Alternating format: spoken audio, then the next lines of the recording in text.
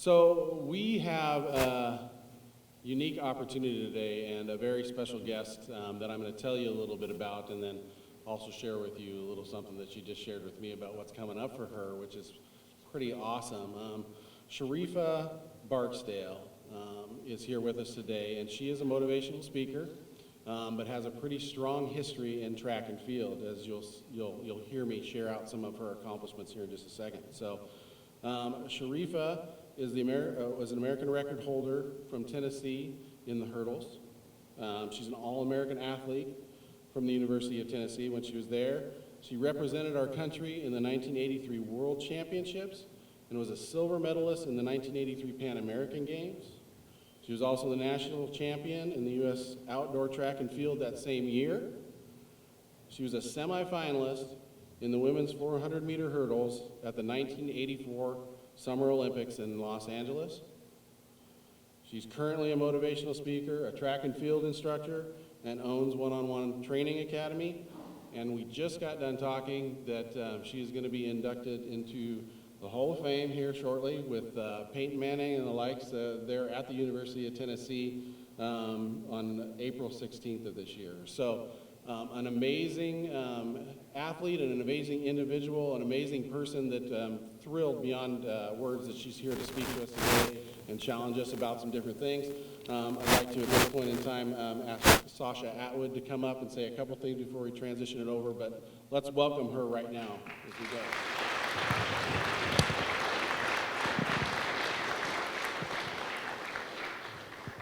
Hi everybody, we want to thank you guys for coming out. My name is Sasha Atwood. I'm actually from this area. I went to North Salem High School and graduated in 1997, which is a long time ago for a lot of you.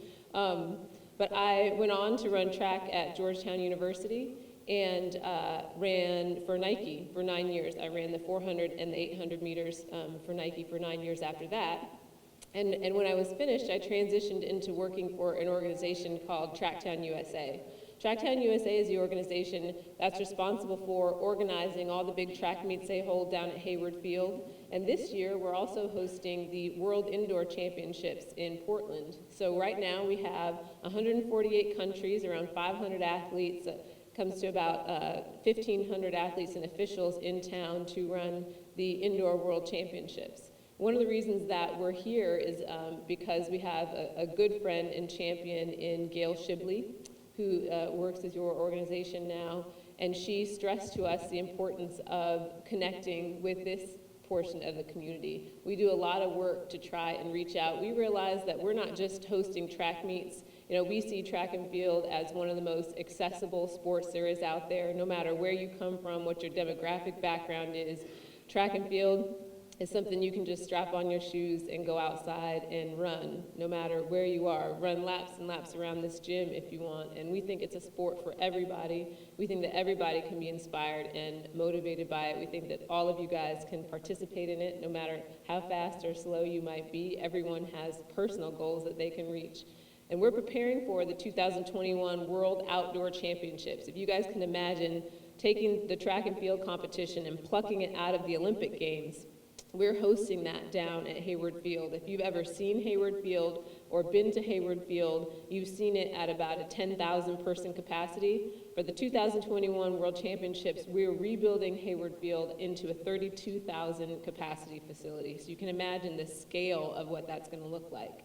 And between now and then, we hope that this is just the first in an opportunity to establish relationships with you guys so that as we move closer to that, we can find ways to incorporate you into the fold of the things we're doing, provide opportunities, mentorship opportunities, internship opportunities, and just really stay connected. So we are proud to be here in front of OYA, and I'm even more proud to bring my friend Sharrieffa here to talk to you guys a little bit about the things she's accomplished, the obstacles she's overcome, and just a really inspirational message.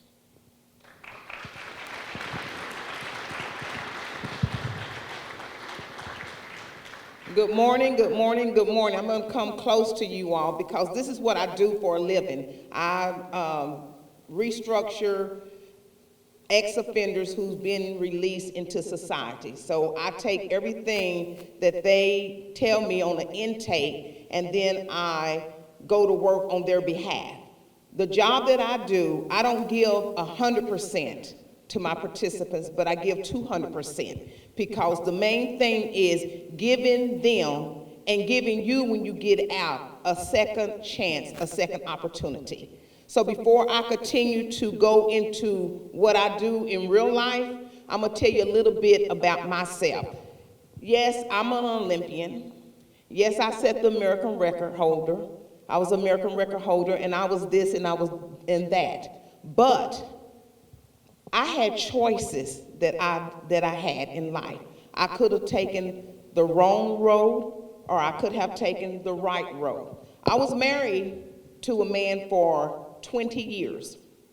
He was a big-time drug dealer. I know about crack, I know about 8 balls, I know about all of that, because that's the life that I was exposed to. Although I never sold dope, but I knew that he sold dope. So it was an angel that was watching over me. Trust me when I tell you that, because I had the DEA to come in one night about 12 o'clock midnight and kick in the doors. I'm standing there scared, like, why are these people surrounded with the helicopters done kicked in the door? Well, they was coming to look for drugs that my ex-husband had hid in the house. By the grace of God, and I'm telling you, by the grace of God, they didn't find the dope that was in the house. So, whew, I'm saved again for not going to prison. So it kept on going on for 20 years, the same old, same old, same old. And how did I escape it? I never know, but by the grace of God. So my ex-husband would go into prison, he would get out. He would go into prison, he would get out. He would go into prison, he would get out. But I was so much in tune with him that I believed everything that he said and he told me. So I had to eventually just wake up. I can't live this life anymore. Now, I'm not going to ask for a show of hands, but 9 out of 10 of you all, you don't get any mails from your so-called friends. You don't get any $5 or $3 put on your book for a so-called friend, because 9 out of 10, your so-called friend got you crumped up, and that's why you're here today. So you know what? In life, a slow nickel is better than a fast dime. And what do I mean by a slow nickel is better than a fast dime? Because I'd rather work hard for my money than to have the police say, whoop, whoop, whoop, whoop. Hey, you know you're going down. You know why? Because most of us, if you dealt in drugs, it's a couple ways where you're gonna end up in prison, you're gonna end up dead, or you're gonna end up dropping your package that you just caught. So now you done went out there, you done took $2,000 and you done brought your dope. Now you're gonna put a cut up on your dope, and you're gonna send your lieutenants out there to sell your dope. So now they out there, they selling your dope, and now they hear whoop, whoop, whoop, whoop. They gotta drop that dope, because if they get caught with the dope in their hand, what's gonna happen to them? They going to prison. So now they done lost the lieutenant, the head man package. So if you don't come up with that money, what's gonna happen? You're gonna either get killed, or they going for your family, or you going to prison, or you're going to have to rob somebody to get that money back to make up for the money and the dope that you lost. True or not true? You don't have to answer that. So now, they done came after your family because you don't have the money. So now your family is subject to what you all have laid down the path for them. Now they done kicked in the doors. Now somebody in your family done got shot, or you done got shot, or a friend done got shot, or you end up in prison. So you have choices in life, because for every reaction, there's an action. For every action, there's a reaction. For every reaction, there's a consequence. So see, it's easy to say no and walk away. But once you say yes, it takes a lifetime, a hard time to get out of the mess that you created, that put your family and yourself into. You see what I'm saying? This is real talk. So I'm not here talking about my accolades. I'm here because when you do get the opportunity to step out of these walls, You want to make the best choice. Don't go back to the friends that you were associated with, because you know what, when you come out, they saying, hey, how you doing? Because now you offer what? You offer vacation. So that's what they call it, vacation. So now you offer vacation. So now you see Bobby over there. Bobby said, oh man, come on, get in the car with me. Get in the car with me. You're not thinking, because you're just glad to see Bobby. That's my road dog. That's my road dog. Come on, let me get in the car with Bobby. So now all of a sudden you hear, woo, woo, woo, woo, woo, woo, woo, woo. Dang. Man, Bobby, why the police coming after you right now? Man, I got some stuff over there underneath your seat. Now you know what? Bobby ain't gonna take the rap, but because it was on your side, although it's in Bobby's car, you going down because this is your first strike or your second strike, 3 strike, you out. So now what happens? You back where you started. So see, you don't want history to continue to repeat itself. So you want to be smart about things when you get out. Now, when I was in high school, I had a friend that had the same talent that I had. She was my competitor. So her family went on for a vacation, and she decided that she wanted to have this party. So everybody was over there at her house. They was partying, drinking, doing drugs or whatever. So I didn't go because I knew my mother was not going to allow me to go up in nobody's house while they're doing drugs and their parents not there. Well, I'm sitting home doing some math. I can remember like it was today. And I get this telephone call, and the telephone call says, you all need to come to the hospital because Ann is in the hospital. Doesn't look like she's going to live because she has taken an overdose. Not that she has taken it, but someone put something in her drink to cause her to have to OD. So now Ann's dead. She had the same opportunity that I had. Ain't no coming back. It ain't no coming back. So the choices that you all make in life, you have to live with it, regardless of what the choices are. But when you get out, don't hold your head down because you've done your time. So when you get out and get back into society, you have to make it right. Don't hold your head down because everybody has sinned. Everyone has made mistakes, because trust me, if you open up anybody's door, the skeletons will come out and they will start dancing and telling everything that everybody has done. So never hold your head down in shame, because we all are not perfect, because if we were, we wouldn't be standing here right today. Nobody's perfect. So when you do get that second chance, when you do get that opportunity, use it or you will lose it. So when you get out, and one day you will get out, don't let your past hold you back, because that's your past.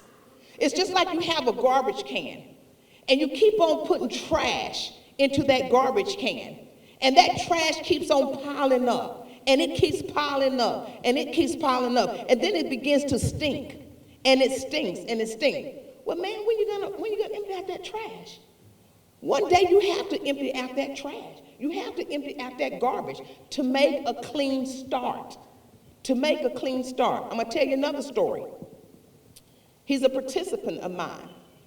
He committed murder when he was 20 years old.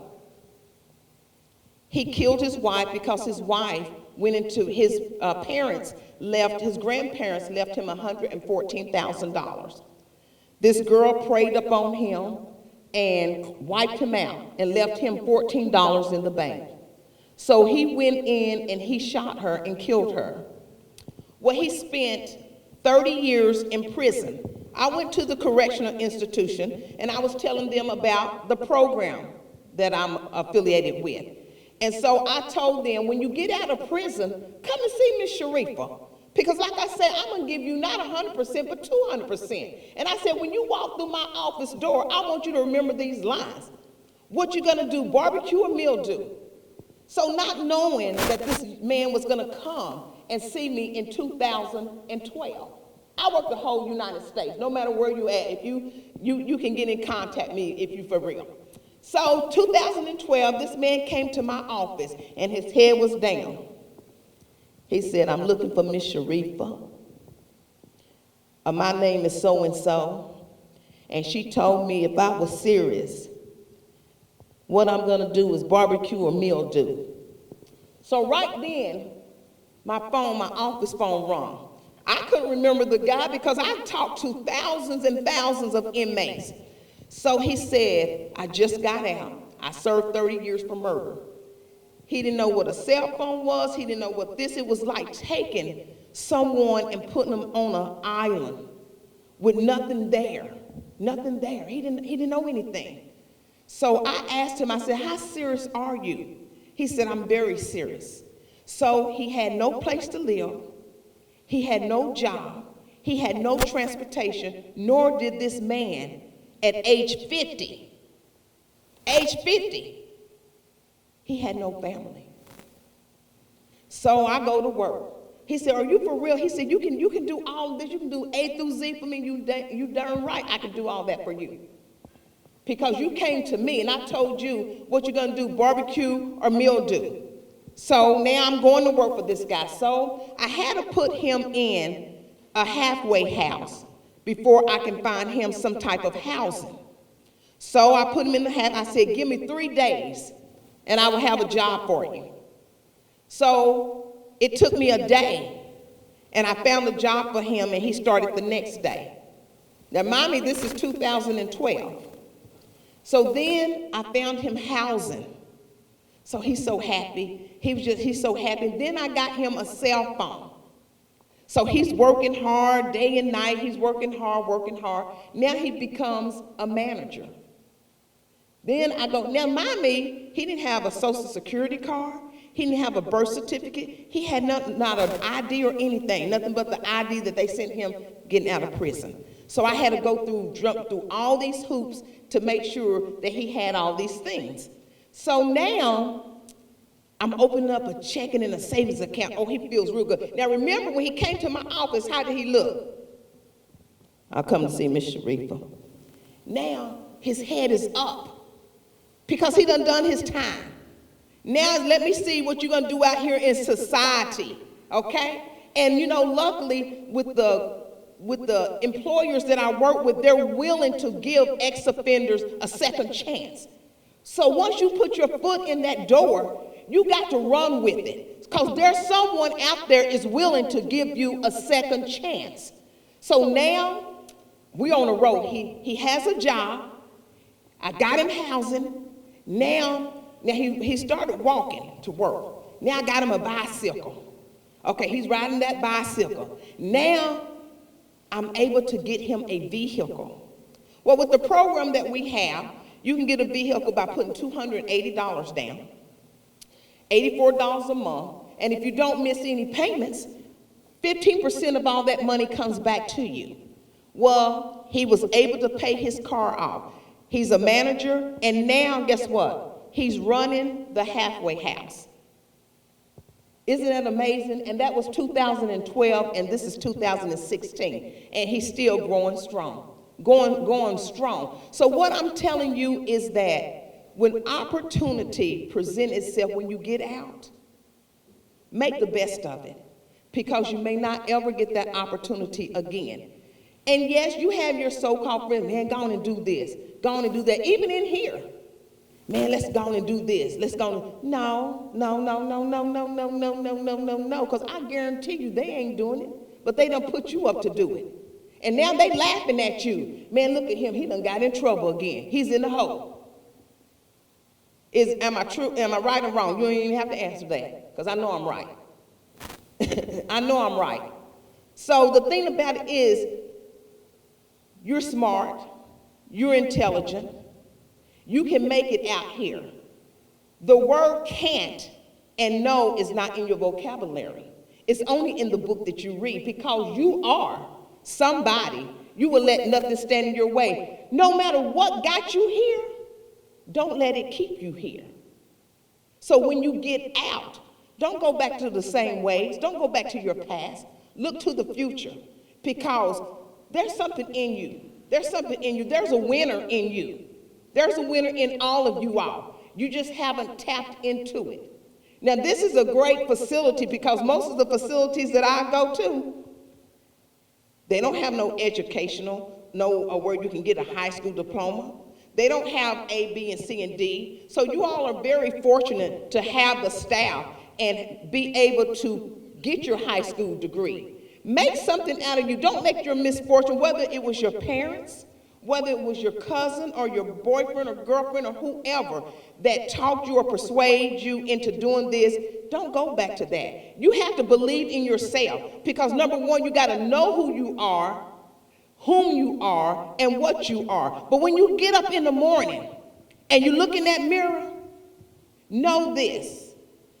You got to know who you are, respect yourself, believe in yourself, but most of all, you got to love yourself. You got to love yourself. So don't beat yourself up because you're in here. The mistakes have already been made. You just got to correct it and make the best out of it, so when you get out, you're a better person. You're a better person. So whatever it is in life that you want to do after you walk out these prison walls, you can do it. You can do it. Never let nobody tell you that you can't, because you can. You can. I was told that I would never be an Olympian.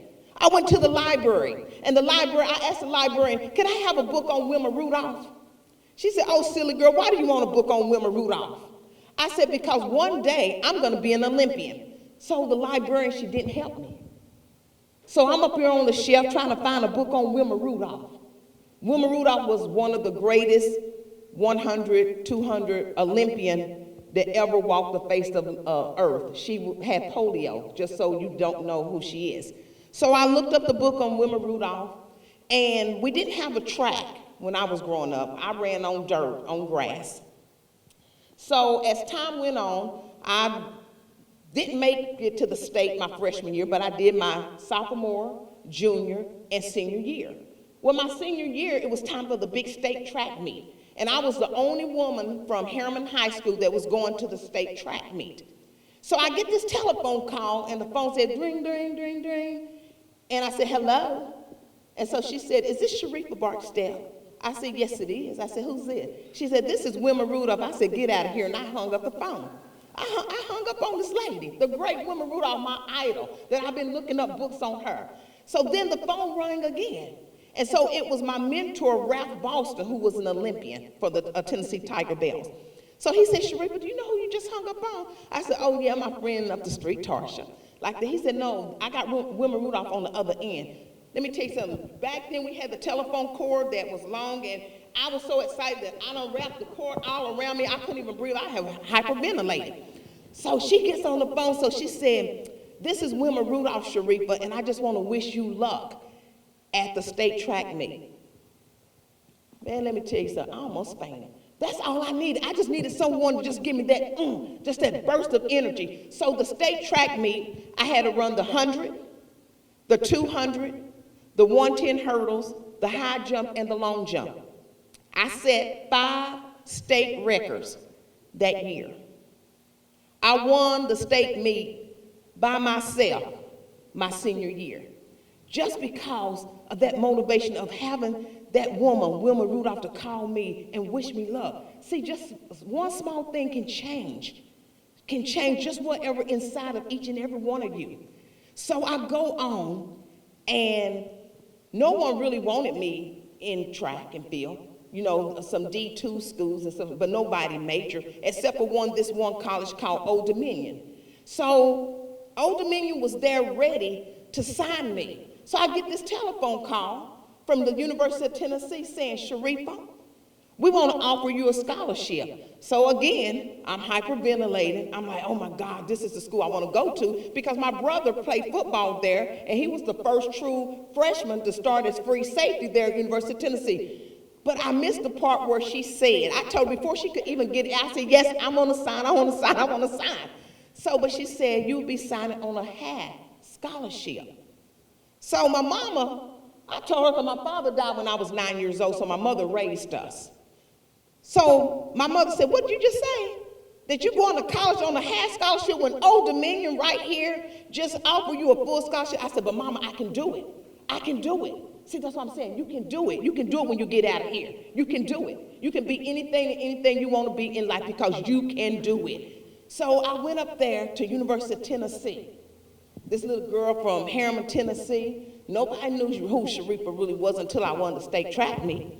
So I go up there to University of Tennessee, and you had these big names, Delisa Walton Floyd, you had Benita Fitzgerald, you had Joetta Clark, you had all these big name people, but I was gonna show them that, hey, your name might be big, but my name gonna be big, because I'm gonna be right up in the mix with you all. And I was. But everybody wants fame, but you have to work hard in life to get it. You have to work hard. And my motto is, winners train, losers complain. Which one are you? So while you in here, you all are winners, because you're gonna make something out of yourself while you're in here, and you're gonna transition what you learned in here to out there. Don't wanna come back up in here, because the next time I do, if I get the opportunity of coming back up here, the ones that's getting ready to be released, I don't wanna have to come back up in here and you still here. I want you to go out there and make something of yourself. I made something out of myself, but further down the road, I got all caught up. And with my ex, it goes back to my ex-husband. I was telling myself, hey, this is what I want to do, but I got caught up. And if I would have stayed in there, I would have been behind bars. I would have been behind bars. Now, I'm going to tell you this, and then I will take some questions. So now I have children. I have 2 kids. And one is getting ready to graduate and go to Oklahoma State and play football. And then I have a daughter that's getting ready to graduate from college, and she's a sports commentator. She's getting ready to work for Fox. But, see, sometimes as grown-ups, we don't listen. And see, I didn't listen. I listened, but I didn't listen to my son. And I really didn't know what my son was going through until the day that my son almost committed suicide,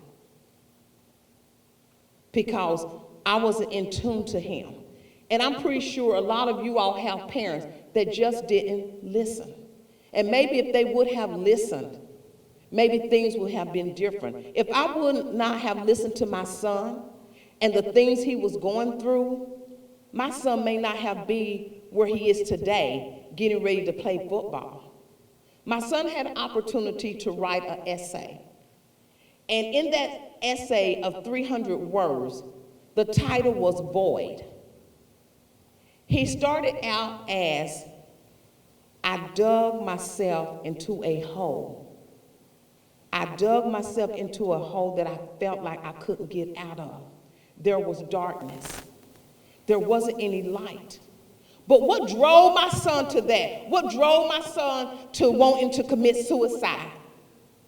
I know I didn't drive him to wanting to commit suicide, because he had already sliced his leg. He had already started to slice his throat. By the grace of God, the police came in and apprehended him and put my son in the hospital. But you know, I know what drew my son to that. Because my ex-husband got in contact with my son and told my son, oh son, I want you to come here and live with me. Your mother doesn't know how to coach you in football. She only knows it stuff but track.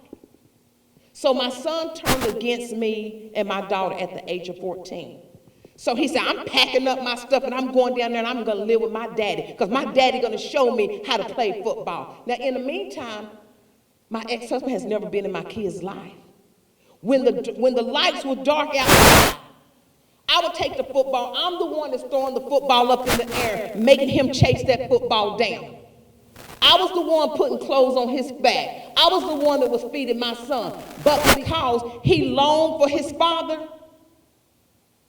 as many as you all did or do, my father turned him against me. So I packed up his stuff, because see, I knew the real dark side of my ex-husband.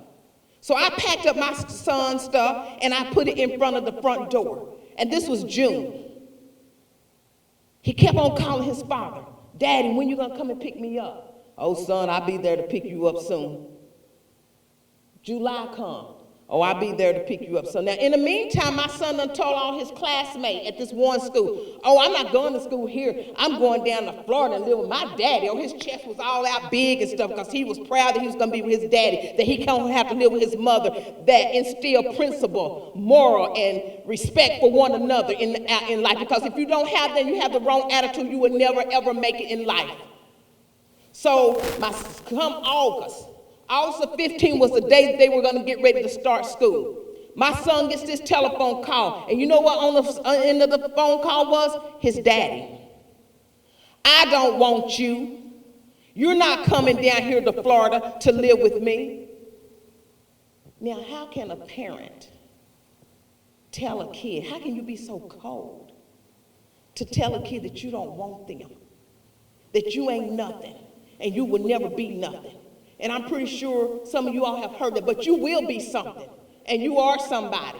You will let nothing stand in your way. So all of a sudden we hear all this boom, boom, boom, boom, boom, boom, boom, boom, boom, boom, boom in the bedroom. He snap, crackle, pop. It took me and my daughter to tie him down, to get a hold of him. And that was the dark hole that he was digging. But you know what? I didn't give up on my son.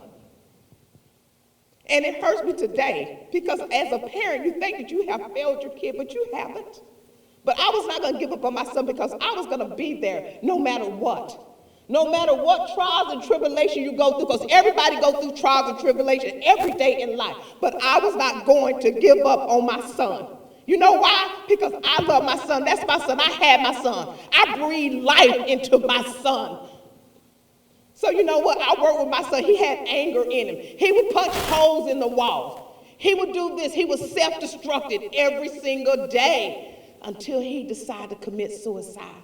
So he was hospitalized. And then he met this little guy that was there, age 13. Show you how God works. Instead of him being there thinking about himself, he ended up mentoring this other kid. Because the other kid told him, my family doesn't, you got a loving family. Your family, my family doesn't care about me. They don't give a hoot about me. They don't care why I'm in here. So now my son continues this essay, and he says, I'm following the yellow brick road. My mother didn't give up on me. I had so much anger in me. I had so much hate in me. But because I didn't give up on him, no telling what road he would have taken. So I continued to work with him. I worked with his speed. I went out there every single day and threw the football up in the sky for him to chase it down as he was when he was 6 and 7 years old. Now, when they interviewed my son, you know what my son said on National Signing Day? That brought tears to my eyes, and I know I've done a good job. He said, although I had a coach in football who coached me in football, but I can stand here right now and say, I thank my mother because she didn't give up on me, because she taught me the life skills I need in life. So this is a temporary setback for you guys. Don't let it be a long-time setback for you, because once again, the word can't, the word no is not in your vocabulary. It's only in the book that you read. Thank you. Now, if you have any questions for me, please ask, because my life is an open book, and that was just part of my life. And I'm glad you said that. Okay, we have dreams and we have goals, but you have to work at it, because at the end of the day, you can't hide hard work. We can wish for everything, but if we don't put forth the effort, how are you going to reap the benefits? I'm done running, but I'm a manager for the USA Olympics. I've been doing this for since 2000. So I am a part of the USA track and field. The program, okay, my real job, besides me traveling all over the place, I work for Goodwill Industry, and Goodwill is all over the United States. So if you do get out, and I mean this, if and when you do get out, and you're looking for a job, look for Goodwill, Lexington, Kentucky, for Miss Sharrieffa, and I can make telephone calls to the Goodwills wherever you transitioning out of and go to, and make a telephone call, and they will give you the same service as I will give to you. My fastest 100 meter is, and you know, you taking me way back then. Ooh, I don't even want to lie to you, son. I don't even know. I know it was 11 something, but I don't know the exact time. Becoming an Olympian, because 6 months before the Olympic trials, I got injured with my left hamstring. And I had strained it real bad, and we had 6 months to prepare it. So I wasn't really for sure if I was going to make the team or not. So that really stands out of being able to overcome adversity and working hard in terms and in order for me to become an Olympian, make the team. I go around, I talk to domestic violence because I was abused for 20 years.